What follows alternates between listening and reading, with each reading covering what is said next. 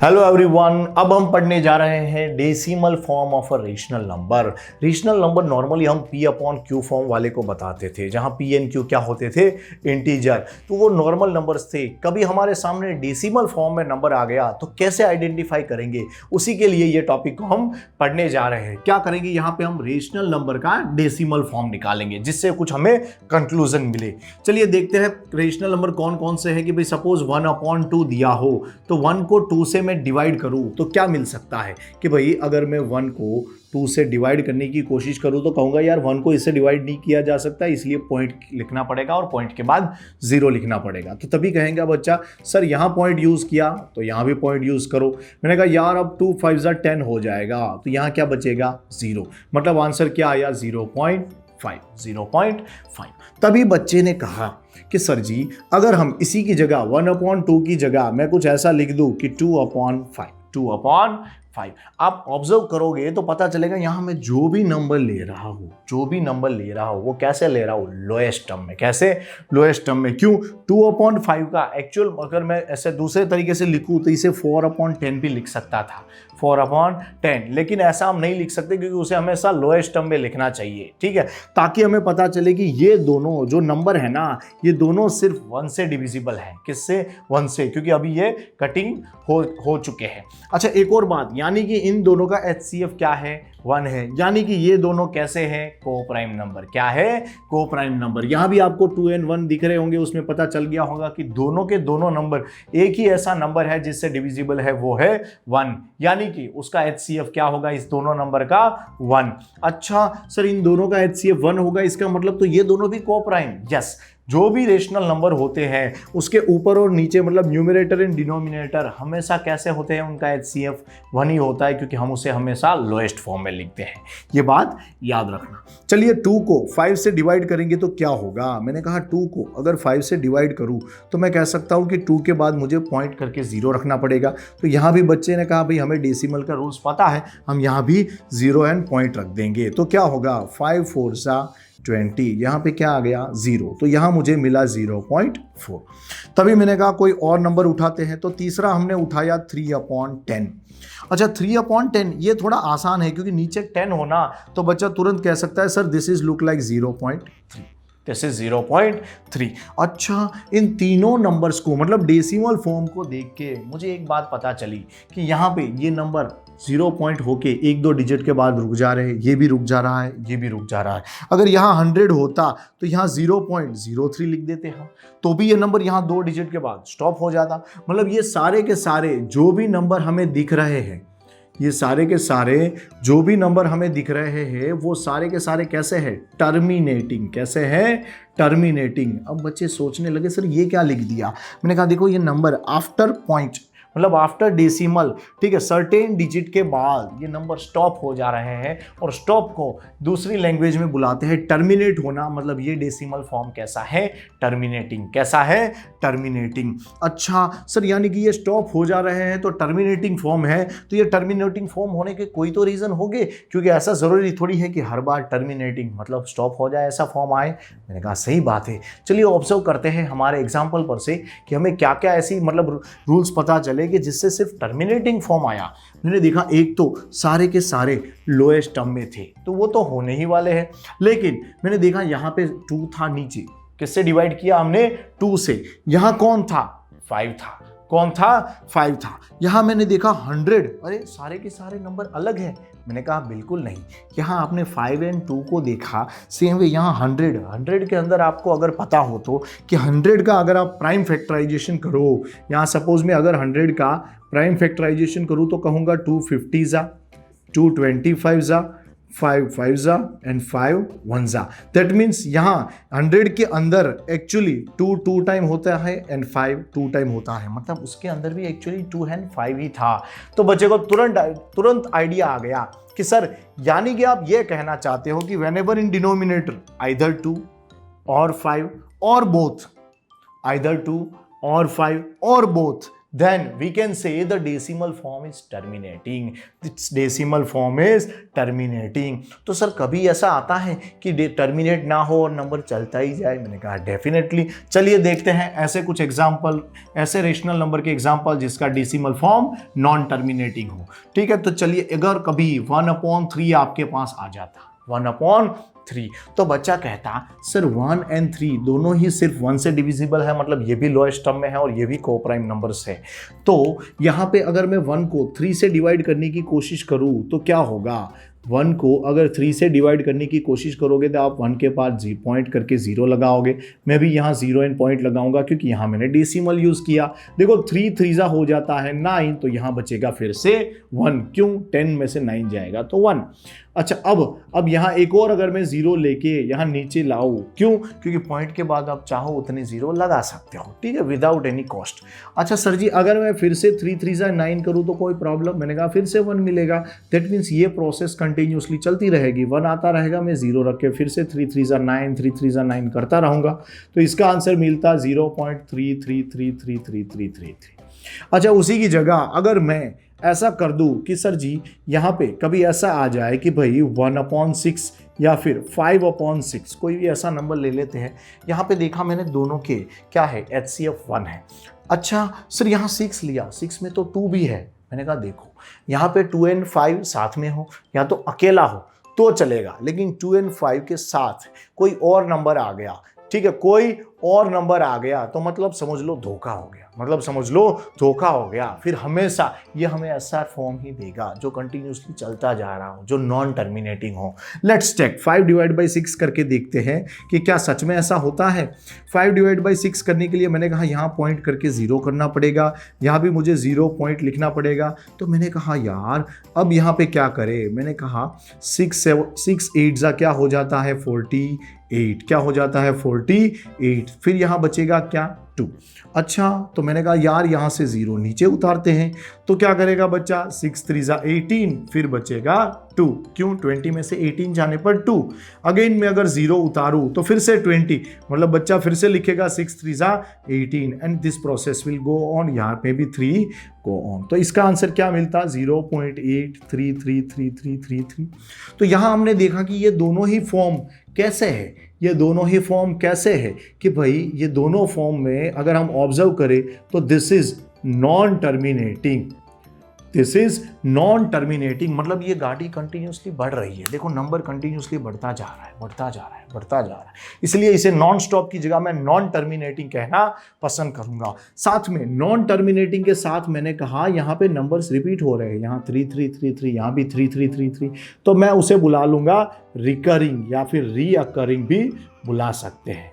ठीक है, तो ये फॉर्म को क्या बुलाते हैं? Non terminating and recurring. तो बच्चे ने कंक्लूजन निकाला सर जी यानी कि कभी भी कोई डेसिमल फॉर्म या तो टर्मिनेटिंग हो या तो नॉन टर्मिनेटिंग एंड रिपीटिंग, तो हम कह सकते हैं ऐसे डेसिमल फॉर्म को क्या बोल सकते हैं? You are my rational number, you are my rational number. तो उस पर से डेफिनेशन आप बना सकते हो कि if the decimal form is terminating और नॉन टर्मिनेटिंग एंड रिकरिंग या फिर repeating, then we can say such type of decimal form is rational number. अब हम पढ़ने जा रहे हैं decimal form of irrational number, वही इरेशनल नंबर जो आपको बहुत तंग करते हैं। फॉर एग्जांपल कभी ऐसा दिया हो √2, √3, √5 वगैरह वगैरह, तो आप क्या करोगे? इसका डेसिमल फॉर्म कैसे निकालोगे? बच्चा तो सोच में पड़ गया सर √2 ये तो बहुत ही खतरनाक है। मैंने कहा आपने लॉन्ग डिवीजन मेथड सीखी थी जिससे आप इसका स्क्वायर रूट निकाल सकते हो। आपको सिर्फ यहाँ पे 2 को लिखना है, बाद में पॉइंट करके 0 0 पैर बना लो, 0 0 पैर बना लो और 2 के ऊपर भी बार लिख दो जिससे वो पैर में आ जाए। आपको याद आने लगा होगा, अगर भूल गए हो तो यहाँ रिवाइज कर लो। क्या करते थे हम? यहाँ पे जो नंबर यूज करेंगे, ठीक है, वही यूनिट डिजिट यहाँ पे यूज करेंगे और साथ में जो यूनिट डिजिट यहाँ यूज किया वही यहाँ पे क्या करेंगे? ऐड करेंगे। इस तरह से जैसे 1 1 जा 1, मैं 2 2 जा 4 नहीं ले सकता क्योंकि यहाँ उससे छोटा नंबर है, ठीक है, तो मैं क्या करूँगा? 1 1 जा 1 ले सकता हूँ सिर्फ, और जो पेयर में है उसी नंबर को हमें यूज़ करना है, दूसरे नंबर को नहीं। ऐसा नहीं कि ये 200 ले लूँ या 20,000 ले लूँ, नहीं, सिर्फ 2 को लेना है अभी। फिर मैं इसे नीचे लूँगा तब की बात और है। देखो 2 - 1 हो जाता है 1। अब मैं इसे से नीचे ले लूंगा तो ये बन जाएगा 100। अभी मैंने कहा था जिसको मैंने यूज करूं उसका यूनिट डिजिट ऐड कर दो। मैंने कहा अकेला 1 है तो उसका यूनिट डिजिट 1 होता है, ऐड करूंगा तो 1 + 1 2। फिर मुझे यहां जगह खाली रखनी है, we have to put here space. क्यों? क्योंकि यहां पे और यहां पे सेम डिजिट रखने का रूल्स है। तो इसीलिए मैंने क्या किया, 2 को तो पहले से नहीं ले सकता, इसलिए यहां पे क्या कर दिया, मैंने स्पेस रख दी ताकि पता चले कि 2 डिजिट का कौन सा नंबर यूज करूं जिसमें यूनिट डिजिट यहां और यहां सेम हो। पर तभी बच्चे के दिमाग में ख्याल आया, सर यहां पॉइंट लिया तो यहां भी पॉइंट ले लो। मैंने कहा ठीक है, क्योंकि उसके डिजिट हम यूज करने वाले हैं। तो बच्चे ने कहा सर अगर सेम नंबर यूज करना हो ना तो 24 4 जा 96 इज बेस्ट। क्यों? क्योंकि हमें दिख रहा है 25 5 जा 125 हो जाता है। हम 25 4 जा नहीं ले सकते क्योंकि यहां और यहां हमें सेम डिजिट यूज करना है। कैसा डिजिट यूज करना है? सेम यूज करना है। तो 100 में से 96 जाएगा तो क्या बचेगा? 4 बचेगा। फिर ये 0 0 नीचे आ गया। मैंने कहा यहां मैंने 4 यूज किया था तो चलिए 4 ऐड कर देते हैं। 24 + 4 इज 28। फिर मैंने बाजू में स्पेस ले ली क्योंकि मुझे यहां और यहां यूनिट डिजिट कैसा यूज करना है? सेम यूज करना है। मैंने कहा यार 281 1 जा 281। अगर माइनस करूंगा तो यहां बचेगा 119। फिर मैं चाहूं तो यहां से 0 0 आगे ले सकता हूं। फिर यहां पे 1 ऐड करूंगा तो 282। फिर स्पेस और फिर यहां पे इसके आगे सॉल्व मैं कर सकता हूं। अच्छा, तो सर इस तरह से तो ये नंबर बढ़ता जाएगा। यस, अगर आप इसका रूट निकालोगे तो आपको ये कुछ 1.41 ... ऐसे देगा, जिससे हमें पता चला कि सर ये कंटिन्यूसली नंबर बढ़ रहा है तो इसका decimal form actually non terminating तो है। पर मैंने कहा कोई नंबर रिपीट तो हो नहीं रहा, 4141 या 41111 ऐसा कोई रिपीट नहीं हो रहा, क्योंकि हमें पता है यहाँ देखो अगर मैं 1 जा लेता तो भी आगे आने के चांस नहीं थे कुछ रिपीट हो। अच्छा सर, यानी कि मैं साथ में लिख सकता हूँ, साथ में क्या आएगा यहाँ? Non recurring. क्या आएगा? Non recurring. याद रखना, ये ही ध्यान रखने वाली चीज है, क्योंकि नॉन टर्मिनेटिंग तो रेशनल में भी था लेकिन वहां रिपीटिंग था, यहां कैसा है? Non repeating. तो ऐसे नंबर को हम क्या बुला सकते हैं? Irrational number. तो इस पर से हमने कंक्लूजन क्या निकाला कि if the decimal form of any real number is non-terminating and non-recurring, then such a real number is known as irrational number। मतलब कभी किसी रियल नंबर का decimal form non terminating and non repeating आ जाए तो ऐसे real number को या फिर ऐसे डेसिमल फॉर्म को हम बुला लेंगे कि you are my irrational number. अब हम पढ़ने जा रहे हैं some important results of irrational number. अभी हमने देखा कि भाई इरेशनल नंबर किसे बुलाते हैं? भाई √2, √3, √5 इन्हें इरेशनल नंबर बुलाते हैं। और इनका डेसिमल फॉर्म कैसा आता है? तो भाई non terminating and non repeating यानी नॉन रिकरिंग ऐसा फॉर्म आता है सर जी, यानी NT and NR, non terminating and non recurring ऐसा फॉर्म आता है। सर हमने √2 का तो निकाला, सेम वे अगर कभी बोल देगी प्रूव √3 इज इरेशनल और हमने अगर कभी भी उसका लॉन्ग डिवीजन करके उसका डेसिमल फॉर्म निकाल के बोल दिया कि it's decimal form is non terminating and non recurring therefore it is irrational number, then you will get a complete marks. जितने भी मार्क्स में पूछेंगे आपको पूरे के पूरे मिल जाएंगे। चलिए अब कुछ उसकी प्रॉपर्टी देखते हैं कि इरेशनल नंबर की क्या क्या प्रॉपर्टी है। मैंने कहा negative of irrational number is also irrational number. For example अगर √5 इरेशनल है, means √5 is irrational, then we can say negative of √5 is also irrational. और ये बच्चे को दिख ही जाता है कि भाई अगर यहाँ पे √5 का आंसर 2 पॉइंट समथिंग आ रहा होता non terminating and non recurring, तो -√5 का आंसर -2 पॉइंट समथिंग आ जाता, और वो भी क्या होता कि is also non terminating and non recurring, therefore it is irrational number. अच्छा, उसके बाद लेते हैं कि भाई सम और सब्ट्रैक्शन यानी कि डिफरेंस, सम और difference of rational and irrational is also irrational number. मतलब कि ये दोनों कंबाइंड प्रॉपर्टी है कि सम लो या तो डिफरेंस लो, सम लो या तो डिफरेंस लो, किसका? रेशनल एंड इरेशनल का, तो वो भी क्या हमें देता है? Irrational number. फॉर एग्जाम्पल मैं कह सकता हूं कि अगर कभी 2 आया, ठीक है, तो वो रेशनल नंबर है। उसमें मैंने इरेशनल नंबर √3 ऐड किया, तो देखो दोनों का एडिशन कंबाइन में क्या हो जाएगा, इरेशनल नंबर, क्योंकि 2 सिर्फ नंबर था, normal rational number. √3 means 1 point something dot dot dot dot, यानी कि नॉन टर्मिनेटिंग है नॉन रिकरिंग, दोनों मिलके 3 point something dot dot dot dot होता रहेगा और नॉन टर्मिनेटिंग है नॉन रिकरिंग होगा, इसलिए इसे क्या बुलाते हैं, इरेशनल नंबर। चलिए देखते हैं नेक्स्ट। अच्छा, कुछ सोच रहे होंगे सर सब्ट्रैक्शन वाला क्यों नहीं लिया, मैंने बोला इसी की जगह आप ले सकते हो 2 माइनस √3, तो भी आपको आंसर मिल जाता, ठीक है, कि भाई ये भी क्या हो जाता, इरेशनल नंबर। इसके साथ एक और बढ़िया प्रॉपर्टी है कि भाई प्रोडक्ट ऑफ रेशनल एंड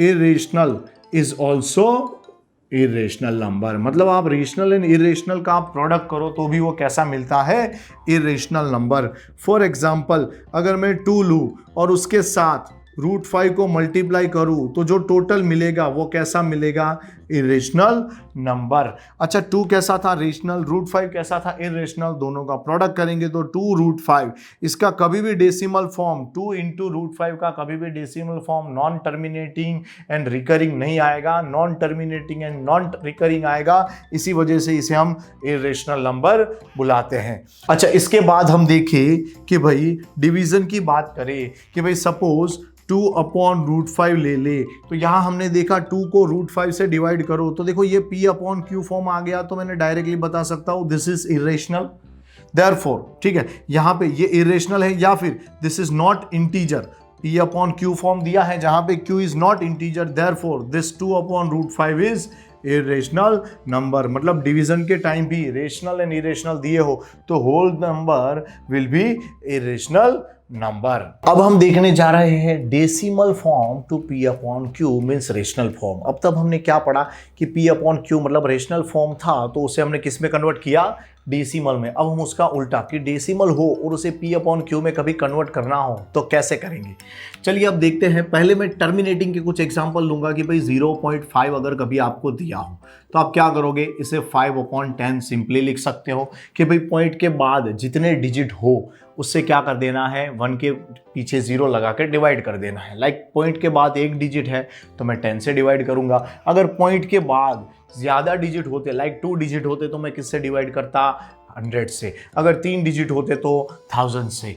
बच्चे ने कहा सर इसे 5 2 10 मतलब 1/2 लिखे, तो मैंने बोला बहुत अच्छी बात है क्योंकि लोएस्ट टर्म में ही आंसर लिखना चाहिए। दूसरी बात कि भाई सपोज ऐसा दिया हो 0.33, देखो 2 डिजिट आ गए, तो बच्चे ने कहा सर 33 अपॉन हम क्या लिख देंगे, 100, यहाँ कटिंग पॉसिबल नहीं है तो छोड़ देंगे। अच्छा, उसी की जगह अगर कभी ऐसा आ जाए कि 6.75, अच्छा तो क्या करेंगे, पॉइंट के बाद 2 डिजिट है तो फिर से वही पुरानी बात, उस पॉइंट को हटा दो और नीचे क्या आ जाएगा, 100। यहाँ पे अगर हम चाहे तो कटिंग वगैरह करके आंसर लिख सकते हैं, पर वो तो आप भी कर सकते हो। अच्छा, ये तो थे टर्मिनेटिंग।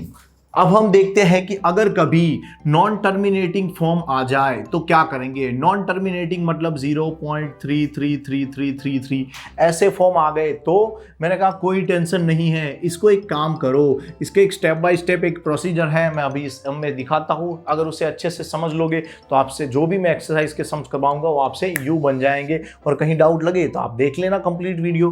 देखो जरा, इसको हमें क्या नाम दे देता हूँ मैं, इसको मान लेता हूँ x कि 0.33333, ये x इक्वल टू मैंने इसे नाम दे दिया और इसे बोल दिया यू आर इक्वेशन 1।